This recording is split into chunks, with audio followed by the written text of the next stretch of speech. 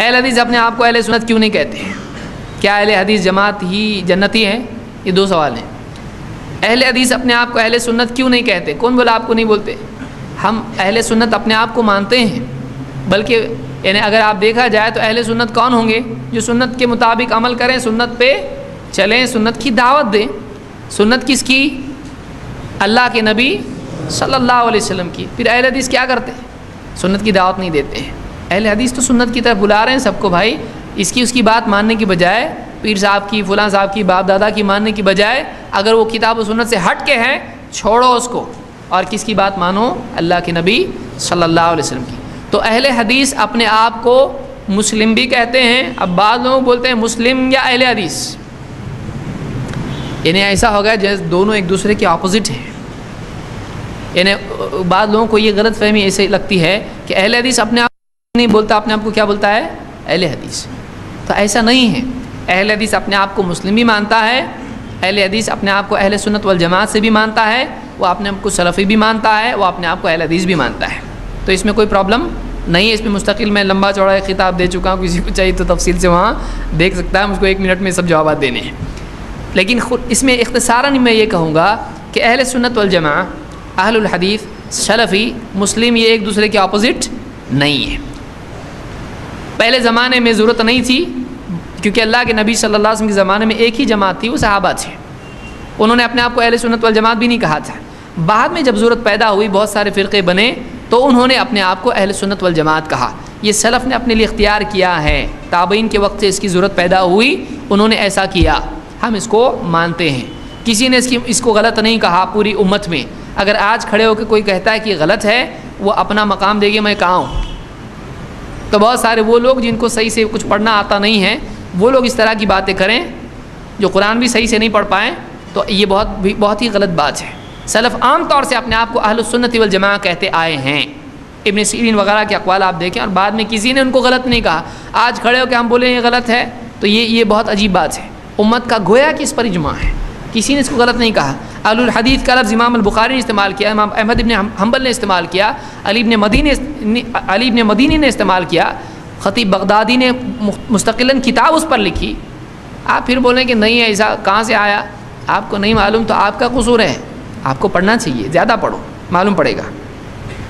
بعض لوگوں نے شیخ عثیمین کی طرف اس کی نسبت لگائی کہ سلفی نہیں بولنا چاہیے. یہ کاٹ چھاٹ کے بولنا ہے. آدمی کو چاہیے، شیخ عثیمین کے میرے پاس سٹیٹمنٹس ہیں کہ انہوں نے کہا سلفی ہی حق پر ہیں. تو آپ بتائیے کیا کریں گے کہ فلاں فلاں فلاں یہ کیسے سلفی ہو سکتے ہیں؟ یہ کیسے اہل سنت والجماعت ہو سکتے ہیں؟ سلفی ایسے ہیں. تو میرے پاس پوری ان کی کتاب میں آپ دیکھیں، انہوں نے یہ باتیں کہی ہیں.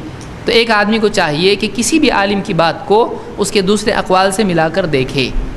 شیخ عثیمین نے کہا کہ سلفی اپنے آپ کو اس طرح سے کوئی سیکٹ بنا لے کہ وہ صرف نام ہی پر زور دیتا ہو اور اسی کی بنیاد پر حزبیت بناتا ہو اور لوگوں کو صحیح یا غلط بولتا ہو، تو یہ غلط ہے.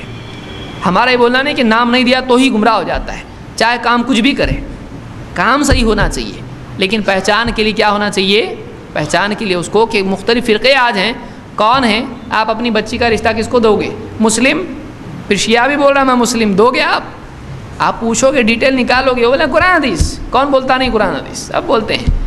اب اتنا زیادہ کیوں تلاش کر رہے ہیں؟ صاف صاف وہ بول دیتا ہے میں سلفی ہوں، اہل حدیث ہوں. آپ کو فوراً آسانی سے معلوم ہو جاتا ہے، کیونکہ آپ وہ مسلم بھی بولے گا تو آپ کو پھر پوچھنا پڑے گا کون سا مسلم؟ شیعہ کے سنی؟ بولے گا میں سنی میں کون؟ تو آپ اتنا جب کھدائی کرو گے، ہر مرتبہ آپ کرو گے، تو اس کے لیے آسانی کے لیے طریقہ ہے. ویسے ہی جیسے حدیث کے لیے، کیوں حدیث کے لیے کیا کرتے ہیں؟ اللہ کے نبی صلی اللہ علیہ وسلم کے زمانے میں تھا کہ حدیث صحیح، ضعیف، مرسل، یہ فلانی ایسی تھی، متواتر، شاذ، ایسی حدیثوں کی قسمیں تھی. پھر آج آپ کو بولنا چاہیے کہ حدیث کو بھی ضعیف مت بولو. کیوں؟ اللہ کے نبی صلی اللہ علیہ وسلم صحابہ نے بولے ضعیف، آپ کائے کو بول رہے ہیں؟ بولے اس زمانے میں ضرورت نہیں تھی اس چیز کی، وہ تبھی تو ساری حدیثیں صحیح تھیں. تو کیا وہ صحیح بولتے تھے؟ اس کو نہیں بولتے تھے، خالی حدیث بولتے. آپ ہی خالی حدیث بولے نہیں، بولے آج صحیح بھی ہے نہیں بھی ہے. تو جب آج اس کی ضرورت پیدا ہوئی، بعد میں جب حدیث میں ملاوٹ ہوئی، آپ بول رہے ہیں نا کہ ہم صحیح حدیث کو مانتے ہیں، ہم ضعیف حدیث کو تسلیم نہیں کرتے ہیں، تو آپ کیسا بنائیں اللہ کے نبی صلی اللہ علیہ وسلم کی حدیث کو دو؟ آپ کا یہ بولنا بھی غلط ہے کہ صحابہ نے دوسرے فرقوں کو نام دیا، اپنے کو نہیں دیا. ان کو ضرورت محسوس نہیں ہوئی، بعد میں سلف کو محسوس ہوئی نا. اس کو کسی نے اس پر یعنی تنقید نہیں کی. ویسی صحابہ نے جب حدیث کے سلسلے میں نہیں کیا، بعد والوں نے کہا یہ حدیث ضعیف ہے، یہ حدیث موضوع ہے، آپ اس کو بھی مت مانو پھر، کیونکہ اللہ کے نبی صلی اللہ علیہ وسلم کے زمانے میں یہ نہیں تھا، بعد میں ضرورت پڑی اس کی۔ اب جب حدیث کے سلسلے میں آپ کا جواب اگر یہ ہے کہ نہیں بعد میں ضرورت تھی، تو حدیث سے زیادہ عالموں کے اور لوگوں کے سلسلے میں اس کی ضرورت ہے، جن سے پورا دین آدمی لے رہا ہے۔ ایک حدیث لینے کے بارے میں جب اتنی ضرورت ہے صحیح ضعیف کی، تو پھر وہ سارے دین کے بارے میں ضرورت کم ہے کہ زیادہ ہو گئی؟ زیادہ ہو گئی۔